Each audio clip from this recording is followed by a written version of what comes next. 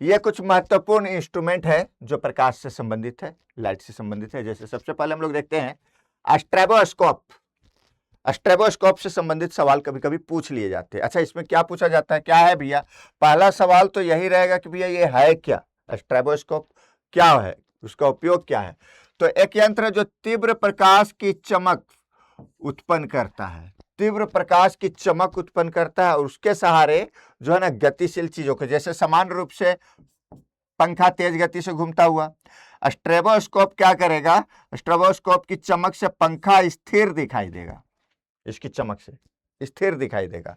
तो यह काम, तो इसका जब स्ट्रेबोस्कोप तीव्र और आवधिक प्रकाश चमकाता है तो तेज से चलने वाली वस्तु स्थिर या धीमी गति से चलती हुई प्रतीत होती है, और इससे क्या होता है, जो तेज गतिशील वस्तु है उसके अध्ययन, जैसे वो तेजी से गति करता रहे तो उसके बारे में जांच नहीं पाएंगे, स्टडी नहीं कर पाएंगे, तो उसको धीमा जैसा दिखने लग जाता है। तेज गति से वस्तु का अध्ययन में क्या, जैसे पंखा हो गया, मशीन के पुर्जे हो गए, घूमते हुए पहिए हो गए, इसको यह स्थिर जैसा जब दिखेगा तो इसके बारे में रिसर्च कर पाएंगे।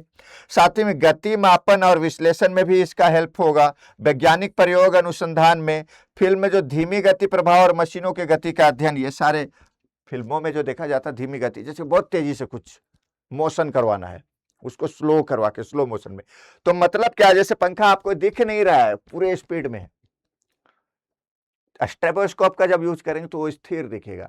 अच्छा, ऐसे भी जब बहुत ज्यादा स्पीड रहता है पंखा तो नेचुरल प्रकाश में भी देखते हैं पंखा की गति इस तरफ से है और वो धीमा अपोजिट दिशा में धीरे धीरे धीरे धीरे घूमते हुए दिखता है ना, वो तो अलग प्रभाव हो गया। अच्छा, एक और इंस्ट्रूमेंट है जो लाइट से संबंधित है जिसको टेलीस्कोप बोलते हैं, यंत्र जिसका उपयोग दूर स्थित वस्तु को बड़ा और स्पष्ट देखने के लिए, प्लैनेट वगैरह आप देखना चाह रहे हैं, बृहस्पति देखना चाह रहे हैं, जुपिटर, सैटर्न, तो वो सब दूर वाले इंस्ट्रूमेंट को कैसे देखेंगे, तो टेलीस्कोप का उपयोग किया जाता है। जैसे चंद्रमा को बड़ा और स्पष्ट टेलीस्कोप से देख सकते हैं, ऐसे तो देख ही रहे नॉर्मल तरीके से, लेकिन अगर हमें सैटर्न देखना है, जुपिटर देखना है, तो वो तो नहीं देख पाएंगे।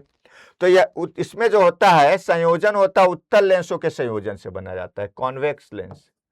क्या बना जाता है, कॉन्वेक्स लेंस का प्रयोग होता है इसमें। तो इसकी वजह से क्या होता है, कॉन्वेक्स लेंस क्या करता है, कन्वर्ज करता है लाइट को आते हुए, तो सही जगह पे इमेज बनाएगा। ऑब्जेक्टिव लेंस प्रकाश एकत्र करता है और आई पीस से उसे बड़ा और स्पष्ट देखने में मदद मिलती है। तो यह होता है टेलीस्कोप का कॉम्बिनेशन, है ना, उत्तल लेंस के समायोजन से बनेगा। दो लेंस, एक आपके आंख के पास होता है, एक ऑब्जेक्ट के तरफ होता है, तो उससे समायोजन करके वस्तु स्पष्ट देखने का काम आता है। उपयोग खगोलीय पिंड, तारा, ग्रह, चंद्रमा, ये सब के अवलोकन में, दूर की वस्तुओं को देखने में, है ना, कोई सैटेलाइट छोड़ दिए हैं उसको देखने में, वैज्ञानिक अनुसंधान अध्ययन में, दूरबीन से चंद्रमा, ग्रह, आकाशगंगा, ये सब तो देखते ही हम लोग, है ना। तीसरा जो महत्वपूर्ण जो यंत्र है इसको कहते हैं हेलियोस्कोप। हेलियोस्कोप से भी सवाल, जैसे अभी पीछे क्वेश्चन मैं करवा रहा था तो उसमें हेलियोस्कोप से सवाल था। यह एक यंत्र है जिसका उपयोग सूर्य के प्रकाश और सूर्य के अध्ययन के लिए किया जाता है। सूर्य का कोरोना कैसा है, कैसा स्पॉट है, सन स्पॉट जो दिख रहा है वो क्या है, तो सूर्य के जो है धब्बे, सन स्पॉट का अवलोकन करते हैं, किससे, हेलियोस्कोप से।